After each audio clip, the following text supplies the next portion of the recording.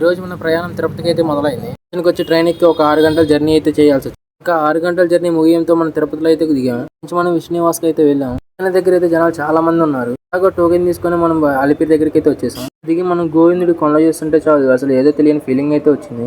వెళ్ళి లగేజ్ కౌంటర్లో లగేజ్ చేయడానికి అయితే వెళ్ళాం. అలిపిరి మెట్లు స్టార్ట్ చేయడానికి అయితే వచ్చాం. గోవిందుడి పాదాలు పట్టుకొని గోవిందా గోవిందా అంటూ స్టార్ట్ అయితే చేసాం. అలిపిరి మెట్లు ఎక్కేటప్పుడు మనకైతే పాలకోవ అయితే కనిపించింది. అదైతే ఒకటి తీసుకున్నాం. ఇంకా అది తినేసి అలిపిరి కొండ ఎక్కడం అయితే స్టార్ట్ చేసాం. జనాలు అయితే చాలా మంది ఉన్నారు. పైన నుంచి కింద చూస్తుంటే అసలు వ్యూ అయితే మామూలుగా లేదు. సో అయిపోయింది. మళ్ళీ అలిపిరి మెట్లు అయితే స్టార్ట్ చేసాం. మనం కాసేపు నడవడంతో మనం అలసట చేతి కూర్చున్నాం. కొద్దిసేపు ఎలాగో కూర్చున్నాం కదా అని మామిడికాయలు అయితే తీసుకున్నాం. మళ్ళీ ఆ దేవుడికి దండం పెట్టుగా మళ్ళీ అయితే స్టార్ట్ చేసాం.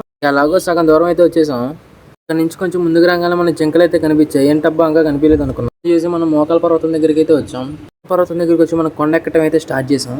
పర్వతం మోకాలతోనే ఎందుకు ఎక్కాలో నాకైతే తెలియదు. మీకు తెలిస్తే కామెంట్ చేయండి. పర్వతం ఎక్కడంతో మన బాస్ ఆంజనేయ స్వామి దగ్గరికి అయితే వచ్చేసాం. ఆయన చూడగానే ఏదో తెలియని ఫీలింగ్ అయితే వచ్చింది.